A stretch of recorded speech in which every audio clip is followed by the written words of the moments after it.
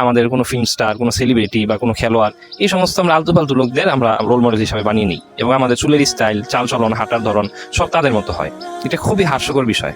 বিশেষ করে কেন? কারণ আমাদের যাকে রোল মডেল বানানো উচিত, যাকে ফলো করলে বা যার লাইফস্টাইল যদি আপনি বিন্দুমাত্র ফলো করেন, আপনার জীবনে কখনো ক্ষতি হবে না, তিনি হলেন আমাদের প্রিয় নবীজি মহানবী হযরত মুহাম্মদ সাল্লাল্লাহু আলাইহি সাল্লাম।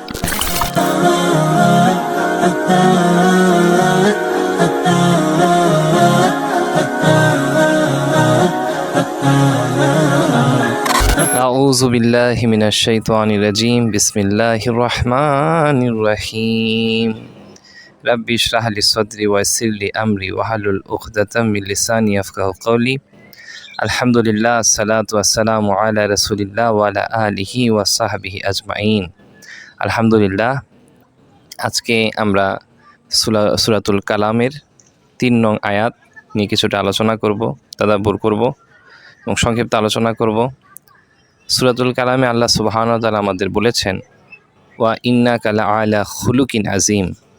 মূলত এই আয়াতটি আমাদের প্রিয় নবীজি সাল্লাল্লাহু আলাইহি সাল্লামকে উদ্দেশ্য করে আল্লাহ পাক বলেছেন যে নিশ্চয়ই ইন্নাকা লাআলা খুলুকিন আযীম, নিশ্চয়ই আপনার চরিত্র সুমহান।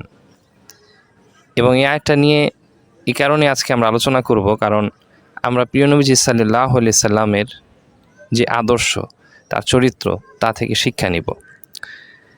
কাজেই আমাদের প্রিয় নবীজি সাল্লাল্লাহু আলাইহি সাল্লামের খুলুকিল আজিম অর্থাৎ খালক মানে সমগ্র সৃষ্টির সঙ্গে তার চরিত্র এক অনন্য উদাহরণ আমাদের জন্য। কারণ তিনি নবুয়ত প্রাপ্ত হওয়ার আগে তার যে দুটা নাম প্রচলিত ছিল, এমনকি মক্কার কাফেররাও যে নামে তাকে ডাকতো, সেটার মধ্যে এক নাম ছিল আস-সাদিক আল আমিন, অর্থাৎ বিশ্বাসী এবং সত্যবাদী। তার মানে আমাদের প্রিয় নবীজি সাল্লাল্লাহু আলাইহি সাল্লাম সত্যবাদী ছিলেন এবং প্রতিটা ক্ষেত্রে, ব্যবসা হোক, বাণিজ্য হোক, বা কারো পরিবারের সঙ্গে কথাবার্তা হোক, বা যে কোনো বিষয়বস্তুতে হোক, তিনি সদা সর্বদা যে বিষয়টা মাথায় রেখে বা অন্তরে রেখে তিনি কথা বলতেন, সেটা হলো সত্য। এই সত্য বিষয়টাই আমাদের প্রিয় নবীজি সাল্লাল্লাহু আলাইহি সাল্লামের অন্যতম একটা বৈশিষ্ট্য, যা তার সুমহান চরিত্রের একটা অংশ। এবং যদি আমরা আসলে এই সুমহান চরিত্র নিয়ে আমরা স্টাডি করি, তাহলে আমরা বুঝতে পারবো আসলে হিসাব করা সম্ভব না আমাদের প্রিয় নবীজি সাল্লাল্লাহু আলাইহি সাল্লামের এত এত এত এত এত গুণ আছে তার চরিত্রে। তার প্রতিটা শিক্ষা, তিনি সকালে কিভাবে উঠতেন, রাতে কিভাবে ঘুমাতেন, তিনি সালাত কিভাবে আদায় করতেন, আল্লাহকে স্মরণ কিভাবে করতেন, মানুষের সঙ্গে কথোপকথন কিভাবে করতেন, পরিবারের প্রতি দায়িত্ববোধ কিভাবে নিভাইতেন, পুরো সমাজের প্রতি তার দায়িত্ববোধ কী ছিল, এগুলো নিয়ে যদি আমরা আসলে স্টাডি করি, তাহলে আপনি এরকম কোনো ক্যারেক্টার পৃথিবীতে এক্সিস্ট করে বলে আপনি পাবেন না। কাজেই আমরা এই আয়াতটার দিকে এই কারণে আমাদের ধ্যান দেওয়া উচিত, কারণ আল্লাহ সুবহানাহু ওয়া তাআলা আমাদের জন্য একটা রোল মডেল দাঁড়া করে দিয়েছেন যে তোমরা যদি আসলে চরিত্রবান হতে চাও, ওয়া ইন্নাকা লাআলা খুলুকিন আযীম, তাহলে যে আসলে সমগ্র সৃষ্টির সঙ্গে সব থেকে উচ্চতর সুমহান চরিত্রের অধিকারী আমাদের প্রিয় নবীজি সাল্লাল্লাহু আলাইহি সাল্লাম, তোমরা তাকে অনুসরণ করো। এবং এই বিষয়টা আমাদের জন্য খুবই গুরুত্বপূর্ণ। কাজেই আমরা যদি এই চিন্তা করি যে আসলে অনেক সময় দেখা যায় কি আমরা যুবক বয়সে আমাদের কোনো ফিল্ম স্টার, কোনো সেলিব্রিটি বা কোনো খেলোয়াড়, এই সমস্ত আমরা আলতু ফালতু লোকদের আমরা রোল মডেল হিসাবে বানিয়ে নিই এবং আমাদের চুলের স্টাইল, চালচলন, হাঁটার ধরন সব তাদের মতো হয়। এটা খুবই হাস্যকর বিষয়। বিশেষ করে কেন? কারণ আমাদের যাকে রোল মডেল বানানো উচিত, যাকে ফলো করলে বা যার লাইফস্টাইল যদি আপনি বিন্দুমাত্র ফলো করেন, আপনার জীবনে কখনো ক্ষতি হবে না, তিনি হলেন আমাদের প্রিয় নবীজি মহানবী হযরত মুহাম্মদ সাল্লাল্লাহু আলাইহি সাল্লাম।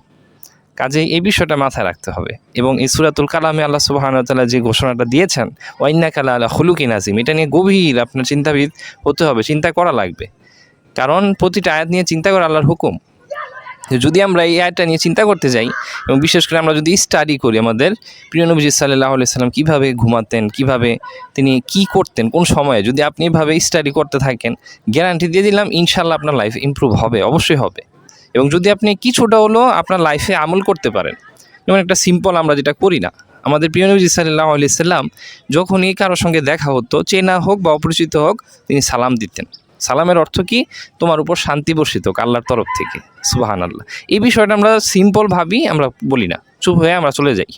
তো এই কারণে কি হয়, আমরা কখনো এই সুমহান চরিত্রের অধিকারী তো হতেই পারবো না, বা আমরা প্রচেষ্টা তো করিই না, এবং আমাদের প্রিয় নবী সাল্লাল্লাহু আলাইহি সাল্লামের প্রতি ভালোবাসা আমাদের অন্তরে থাকে না, কারণ আমরা এই বিষয়ে ফলো করি না।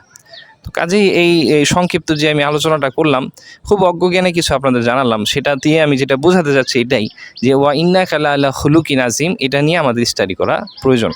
এবং আমি আশা করব যারা আপনারা শুনছেন এবং আমি সহ আমরা সবাই যেন স্টাডি করি এবং আমাদের প্রিয় নবীজি সাল্লাল্লাহু আলাইহি সাল্লামের প্রতিটি সুন্নাহ, প্রতিটি তিনি কি করতেন, কিভাবে করতেন, কোন সিস্টেমে কথা বলতেন, এই সব কিছু যেন আমরা সুন্দরভাবে স্টাডি করে আমাদের অন্তরে গেঁথে রেখে ওই অনুযায়ী আমল করতে পারি।